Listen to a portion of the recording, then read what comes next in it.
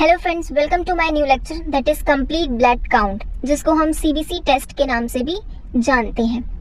आज के लेक्चर में हम इस टेस्ट को कवर करेंगे। देखिए, सीबीसी टेस्ट जो होता है वो डॉक्टर के द्वारा प्रिस्क्राइब किए जाने वाला मोस्ट कॉमन टेस्ट होता है। इस सीबीसी टेस्ट में होता क्या है, क्या देखा जाता है? देखिए, आपके ब्लड में जितने भी कंपोनेंट्स होते हैं जैसे कि डब्ल्यूबीसी, आरबीसी, प्लेटलेट्स, इन कंपोनेंट्स की क्वालिटी और क्वांटिटी को मेजर किया जाता है इस टेस्ट में। ओके, जितने भी आपके ब्लड में कंपोनेंट्स हैं उनका साइज, शेप, उनका जो कंसंट्रेशन है उसको चेक किया जाता है इस टेस्ट में। तो किसी भी मेडिकल कंडीशन को चेक करने के लिए एक डॉक्टर जो है सीबीसी टेस्ट लिखता है। ये बहुत ही रूटीन टेस्ट होता है। सीबीसी टेस्ट की रिपोर्ट में जो पैरामीटर्स आपको नॉर्मली देखने को मिलते हैं वो है haemoglobin, TLC count, DLC count, RBC count, PCV, MCV, MCH, MCHC, platelet, RDW, MPV, PDW और पीसीटी। तो सीबीसी के इन सभी पैरामीटर्स को हम आज के लेक्चर में कवर करेंगे। तो चलिए शुरू करते हैं। सबसे पहले बात करते हैं एचबी की, हीमोग्लोबिन जिसको कहा जाता है। इसका मेन फंक्शन क्या होता है? देखिए, जो हीमोग्लोबिन होता है वो ऑक्सीजन और कार्बन डाइऑक्साइड का ट्रांसपोर्ट करता है। कैसे? देखिए, जो भी हम ऑक्सीजन इनहेल करते हैं वो ऑक्सीजन लंग्स में जाता है। तो ये जो हीमोग्लोबिन होता है ये ऑक्सीजन को लंग से कैरी करता है और हमारे बॉडी के डिफरेंट सेल्स तक, टिश्यू तक लेके जाता है। ओके, साथ ही साथ सेल्स में, टिश्यू में जो भी कार्बन डाइऑक्साइड है उसको भी हीमोग्लोबिन कैरी करता है और लंग्स तक लेके आता है और फिर वो कार्बन डाइऑक्साइड को हम एक्सहेल करते हैं, यानी कि बाहर निकालते हैं। तो जो हीमोग्लोबिन होता है, क्या मेन फंक्शन है उसका? ऑक्सीजन का और कार्बन डाइऑक्साइड का ट्रांसपोर्ट करता है हीमोग्लोबिन हमारी बॉडी में।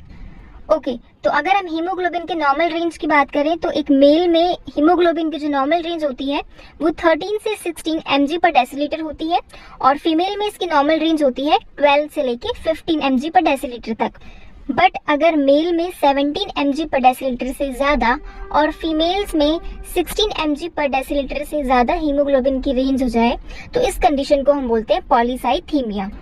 और अगर किसी मेल में 12 mg पर डेसीलीटर से कम और फीमेल में 11 mg पर डेसीलीटर से कम हीमोग्लोबिन हो जाए तो इस कंडीशन को हम बोलते हैं अनीमिया।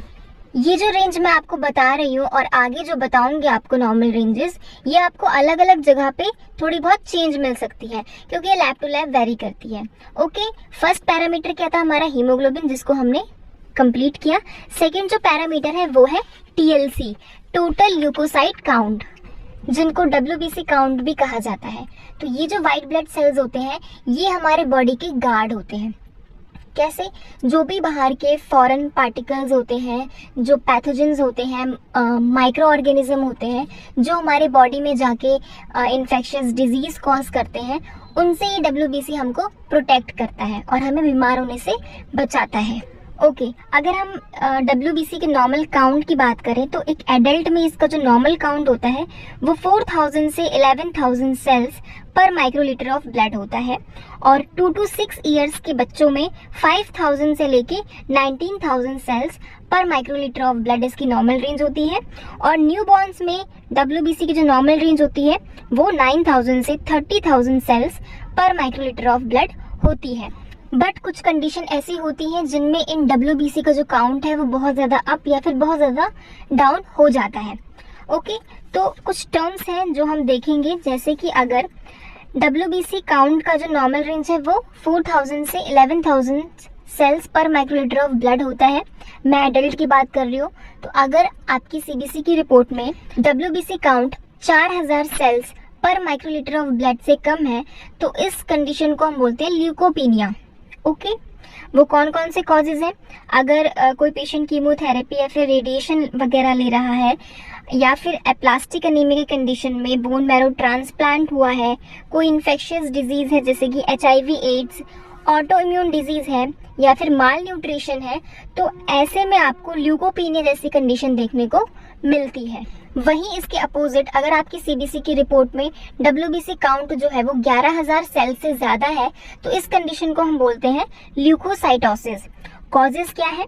अगर आपको कोई इन्फेक्शन है या फिर इन्फ्लामेशन है, किसी तरीके का ल्यूकेमिया है या फिर प्रेगनेंसी की कंडीशन है, स्मोकिंग है, कर रहे हैं आप, बर्न है, इंजरी हुई है या फिर बोन मैरो में ट्यूमर है, तो ऐसे में आपको ल्यूकोसाइटोसिस की कंडीशन देखने को मिलती है। बट अगर आपकी सीबीसी की रिपोर्ट में WBC काउंट जो है वो 4000 से 11000 के बीच में है तो ये नॉर्मल माना जाता है।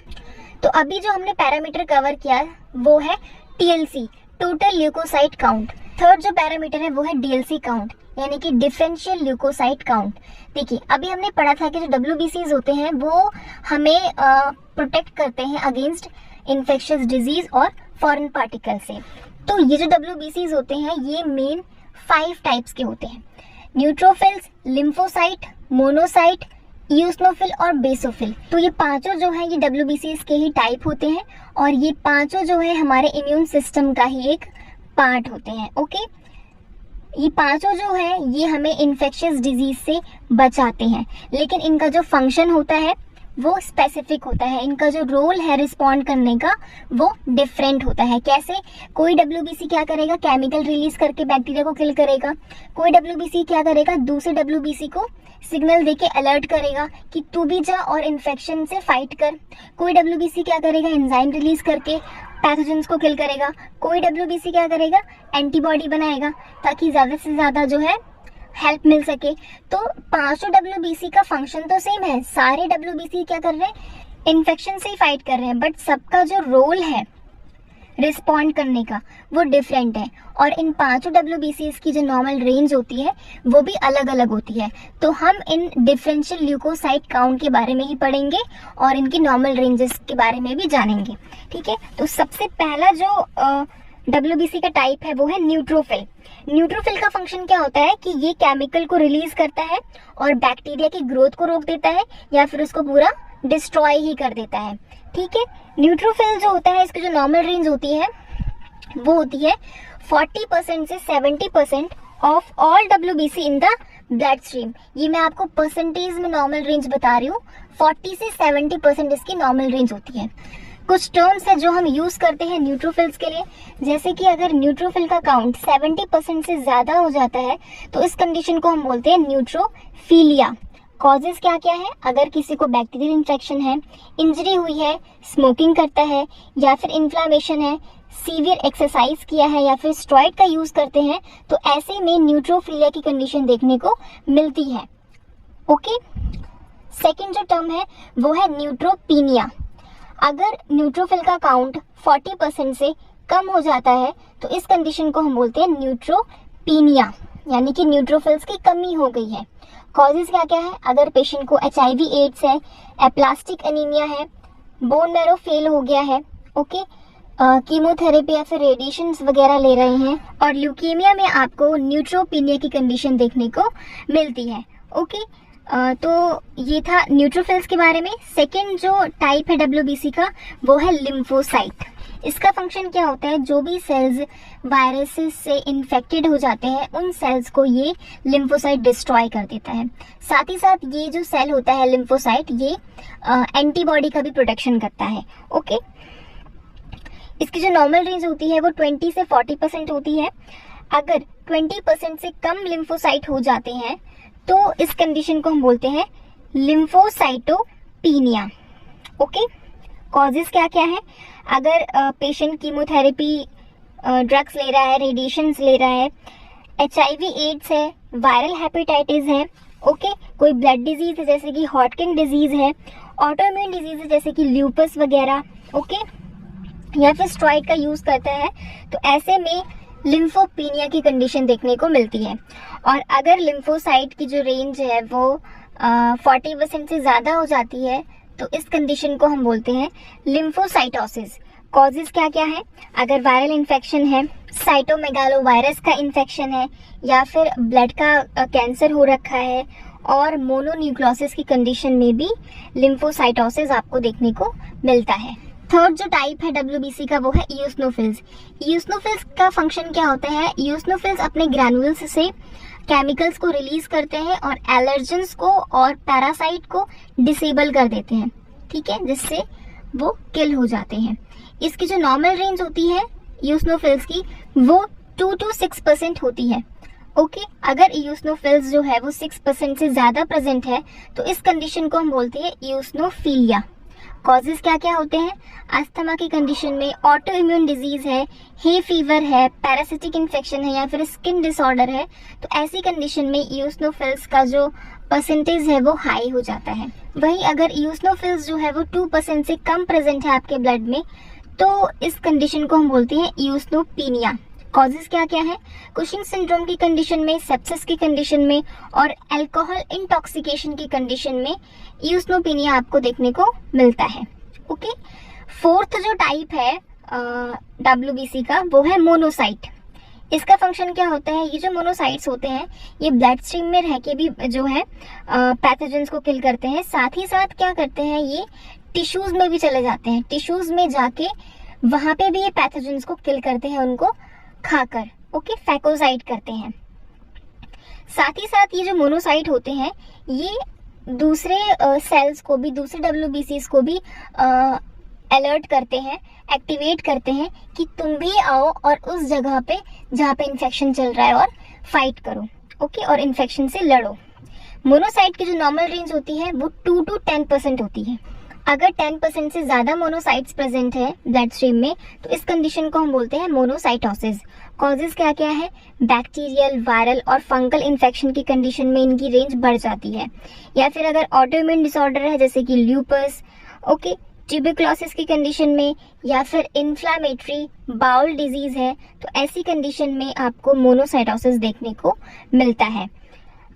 और दूसरी तरफ अगर मोनोसाइट्स का जो परसेंटेज है वो 2% से कम हो जाए तो इस कंडीशन को हम बोलते हैं मोनोसाइटोपेनिया। कॉजेज क्या क्या है? अगर पेशेंट कीमोथेरेपी ड्रग्स ले रहा है, रेडिएशंस वगैरह ले रहा है, या फिर बोन मैरो में डिसऑर्डर है, HIV एड्स है या फिर सेप्सिस है, तो ऐसे में आपको मोनोसाइटोपेनिया की कंडीशन देखने को मिलती है। फिफ्थ जो टाइप है WBC का वो है बेसोफिल्स। बेसोफिल्स भी क्या करते हैं? पैथोजेंस, एलर्जेंस और पैरासाइट्स को किल करते हैं। कैसे? बेसोफिल्स के जो ग्रैनुल्स होते हैं वो हिस्टामिन और हेपारिन रिलीज करते हैं। हिस्टामिन क्या करता है? ब्लड वेसल्स को डायलेट करता है, जिसकी वजह से ब्लड फ्लो जो है वो काफी तेज हो सके और ज्यादा से ज्यादा WBC उस साइट पे जा सके जहाँ पे इन्फेक्शन चल रहा है, जहाँ पे फाइटिंग चल रही है। इसी के साथ साथ बेसोफिल्स जो है वो हेपारिन भी रिलीज करते हैं, जिससे ब्लड क्लॉट ना हो, क्योंकि ब्लड क्लॉट होगा तो सारे WBC चिपक जाएंगे, ठीक है, फ्लो में वो सर्कुलेट नहीं हो पाएंगे। ओके, तो ब्लड क्लॉट ना हो इसलिए बेसोफिल्स जो है वो हेपारिन रिलीज करते हैं। बेसोफिल्स का जो नॉर्मल रेंज है वो 0.5 से 1% होता है। अगर 1% से ज्यादा बेसोफिल्स प्रेजेंट है तो इस कंडीशन को हम बोलते हैं बेसोफीलिया। कॉजेज क्या क्या है? ल्यूकीमिया की कंडीशन में और ऑटो इम्यून डिजीज में आपको बेसोफीलिया की कंडीशन देखने को मिलती है। और अगर बेसोफिल्स 0.5% से कम प्रेजेंट है तो इस कंडीशन को हम बोलते हैं बेसोपीनिया। कॉजेज क्या क्या है? एक्यूट इन्फेक्शन की कंडीशन में, हाइपरथायराइडिज्म की कंडीशन में और कीमोथेरेपी या फिर रेडिएशंस वगैरह ले रहे हैं तो ऐसे में बेसोपीनिया की कंडीशन देखने को मिलती है। ओके, ये जो अभी हमने कवर किया ये था DLC count, differential leucocyte count. मैंने जो अभी आपको DLC की नॉर्मल रेंजेस बताई थी वो थी परसेंटेज में, और ये है सभी डिफरेंशियल ल्यूकोसाइट का एब्सोल्यूट काउंट। इनकी ये है नॉर्मल रेंजेस एब्सोल्यूट काउंट में। इसे आप निकालेंगे कैसे? देखिए, अगर फॉर एग्जांपल मुझे पता है मेरा न्यूट्रोफिल जो है 50% है, ओके, और टोटल WBC काउंट जो है वो है 6000, तो जो पर्टिकुलर WBC काउंट है परसेंटेज में उसको टोटल WBC से मल्टीप्लाई कर देना है। ओके, तो आपका जो एब्सोल्यूट काउंट है वो निकल के आ जाएगा। ये है इसका कैलकुलेशन। इस कैलकुलेशन से आप पर्टिकुलर WBC काउंट का एब्सोल्यूट काउंट जो है वो निकाल सकते हैं। नेक्स्ट जो पैरामीटर है वो है RBC काउंट, जिसको रेड ब्लड सेल्स और इरिथ्रोसाइट्स के नाम से भी जानते हैं। जो रेड ब्लड सेल्स होते हैं यानी कि RBC, ये एक स्पेशल प्रोटीन कंटेन करते हैं जिसको हम हीमोग्लोबिन बोलते हैं। हीमोग्लोबिन जो होता है ये RBC का ही एक पार्ट होता है जो ऑक्सीजन और कार्बन डाइऑक्साइड को ट्रांसपोर्ट करता है, जैसे कि अभी हमने पहले पढ़ा था। ओके, कैसे? जो हीमोग्लोबिन होता है वो लंग से ऑक्सीजन को कैरी करता है और बॉडी के डिफरेंट सेल्स और टिश्यू तक लेके जाता है। वहीं साथ साथ सेल्स, टिश्यूज में जो भी कार्बन डाइऑक्साइड है उसको भी ये हीमोग्लोबिन कैरी करता है और वापस से लंग्स में लेके आता है, जिसको हम कार्बन डाइऑक्साइड को हम बाहर निकालते हैं। तो ये है हीमोग्लोबिन का मेन फंक्शन। ओके, और ये हीमोग्लोबिन RBC के अंदर प्रेजेंट होता है। आरबीसी की जो नॉर्मल रेंज होती है वो मेल और फीमेल्स में थोड़ी सी डिफरेंट होती है। मेल में होती है 4.5 से लेके 6.0 मिलियन सेल्स पर माइक्रोलीटर ऑफ ब्लड, और फीमेल्स में इसकी रेंज होती है 4.2 से लेके 5.5 मिलियन सेल्स पर माइक्रोलीटर ऑफ ब्लड। अगर रेड ब्लड सेल की जो रेंज है वो नॉर्मल से कम हो जाए तो इस कंडीशन को हम बोलते हैं इरिथ्रोसाइटोपिनिया। कॉजेज क्या क्या है? अगर मल्टीपल माइलोमा है, थायराइड डिसऑर्डर्स है, माल न्यूट्रिशन है, आयरन B12 की डेफिशिएंसी है, या फिर एक्सटर्नल या फिर इंटरनल ब्लीडिंग हुई है, तो ऐसे में इरिथ्रोसाइटोपिनिया की कंडीशन देखने को मिलती है। वहीं अगर रेड ब्लड सेल की जो रेंज है वो नॉर्मल से ज्यादा हो जाती है काफी, तो इस कंडीशन को हम बोलते हैं इरिथ्रोसाइटोसिस। ओके, कॉजेज क्या क्या है? डिहाइड्रेशन है, किडनी में ट्यूमर है, लंग्स डिजीज है, या फिर पॉलीसाइथेमिया वेरा में, तो ऐसे में आपको इरिथ्रोसाइटोसिस की कंडीशन देखने को मिलती है। तो ये था आरबीसी काउंट के बारे में। नेक्स्ट जो पैरामीटर है वो है हेमाटोक्रिट, जिसको हम पीसीवी यानी कि पैक्ड सेल वॉल्यूम भी कहते हैं। ये हमें ये बताता है कि हमारे होल ब्लड में आरबीसी का जो परसेंटेज है वो कितना है।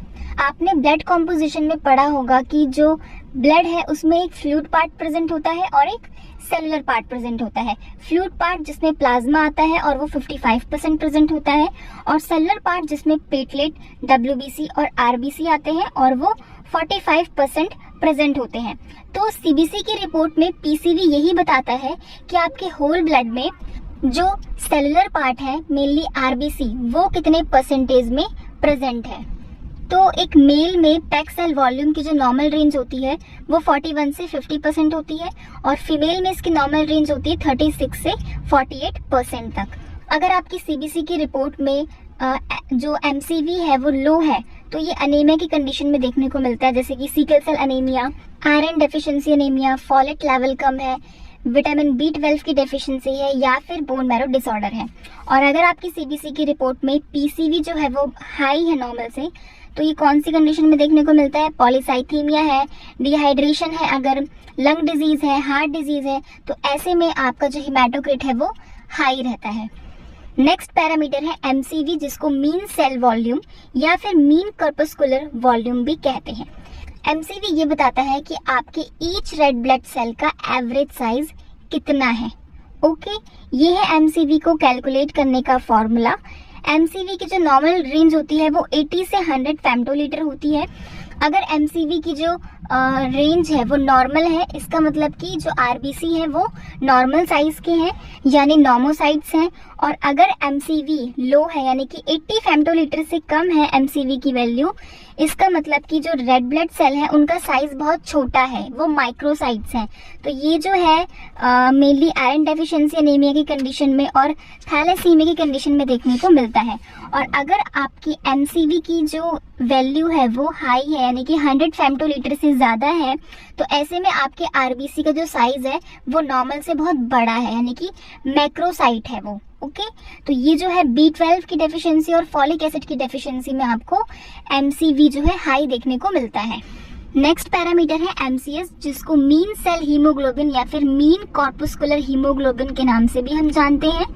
एमसीएस जो होता है ये बताता है कि आपके एक रेड ब्लड सेल में हीमोग्लोबिन का एवरेज अमाउंट कितना है। ओके, एक आरबीसी के अंदर कितना हीमोग्लोबिन प्रेजेंट है, ये एमसीएच बताता है। एमसीएच को कैलकुलेट करने का जो फॉर्मूला है वो ये है स्क्रीन पे। एमसीएच की जो नॉर्मल रेंज होती है वो 27 से 33 पिकोग्राम होती है।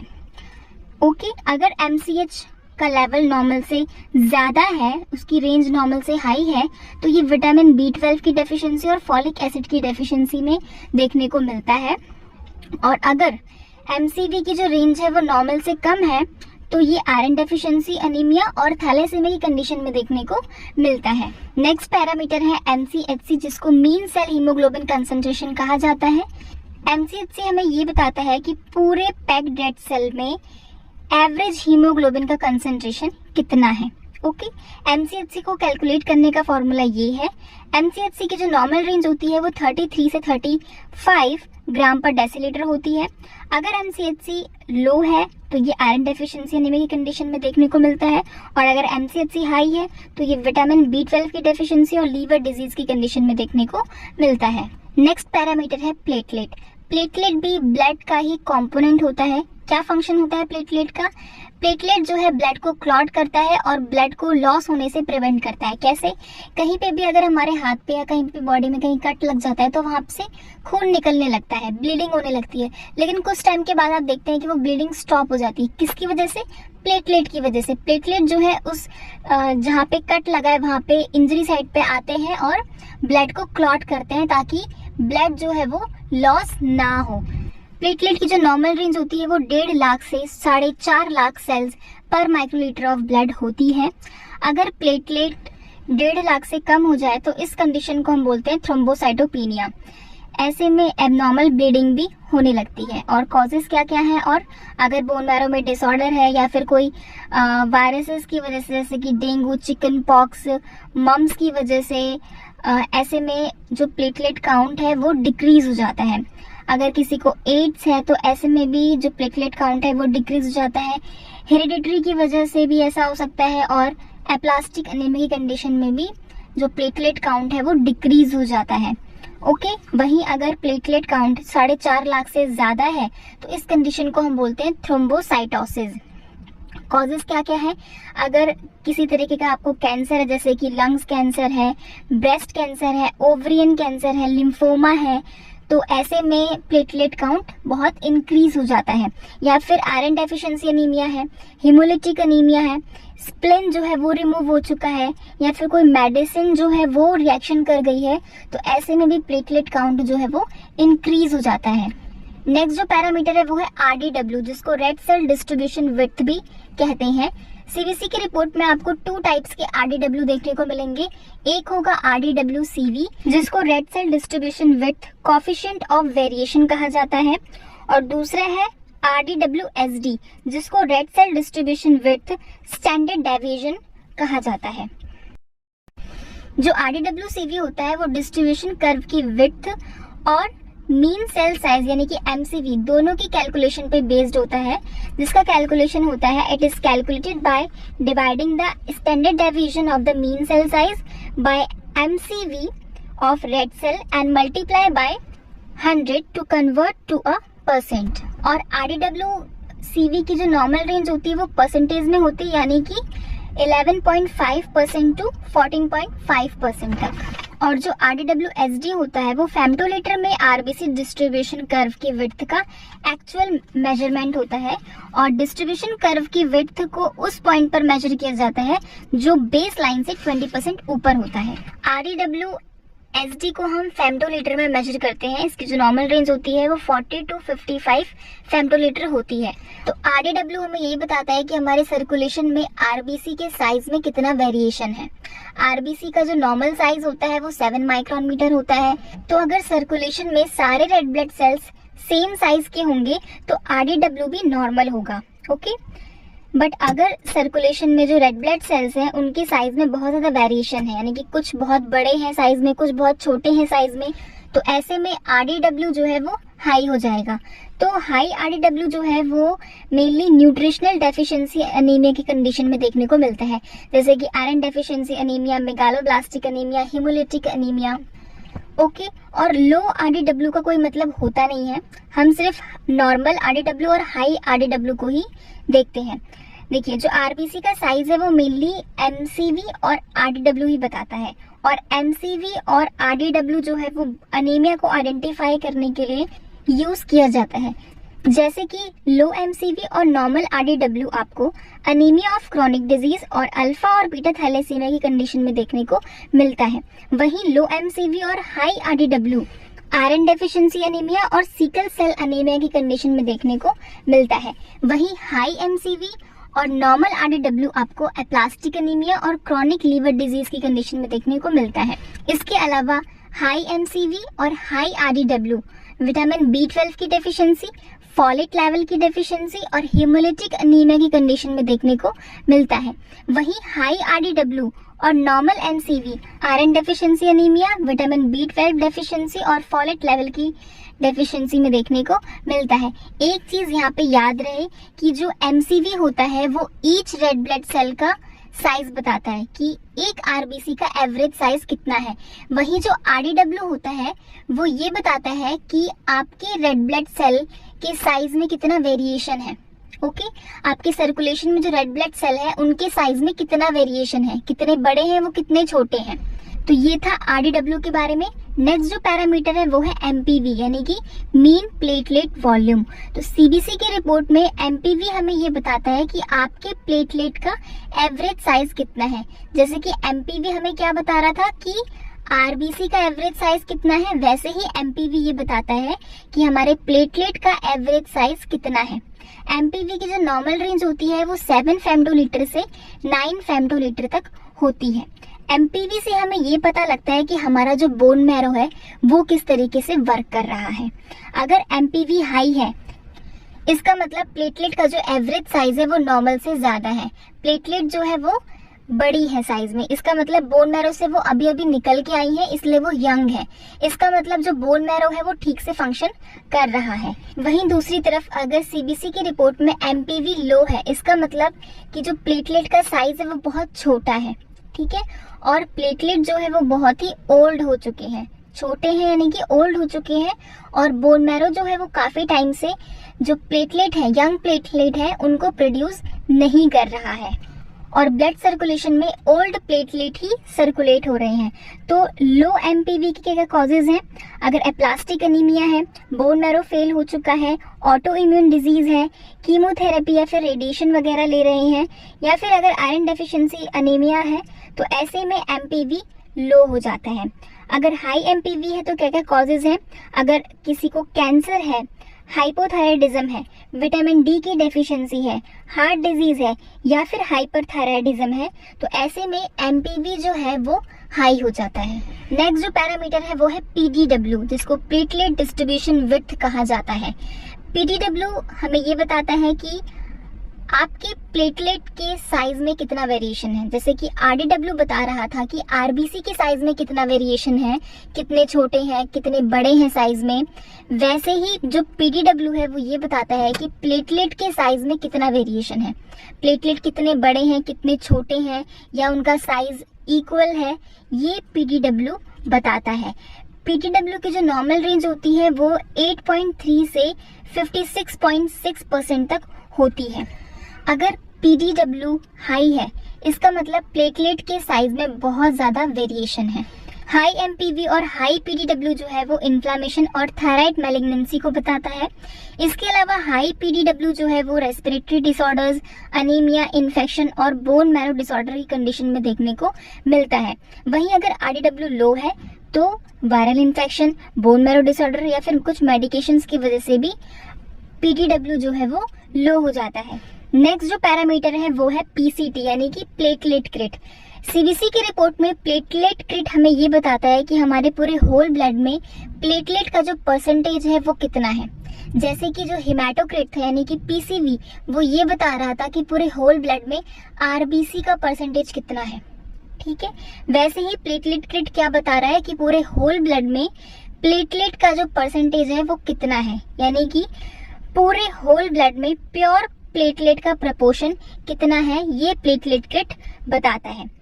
प्लेटलेट क्रिट की जो नॉर्मल रेंज होती है वो 0.22 से 0.24% तक होती है। इससे हमें ये पता लग जाता है कि प्लेटलेट में कोई क्वांटिटेटिव एबनॉर्मेलिटी तो नहीं है। अगर CBC की रिपोर्ट में प्लेटलेट क्रिट की वैल्यू हाई है तो वो क्रॉन्स डिजीज और अल्सरेटिव कोलाइटिस की कंडीशन में देखने को मिल सकता है, और अगर CBC की रिपोर्ट में PCT की वैल्यू लो है तो वो थ्रोम्बोसाइटोपेनिया की कंडीशन में देखने को मिलता है।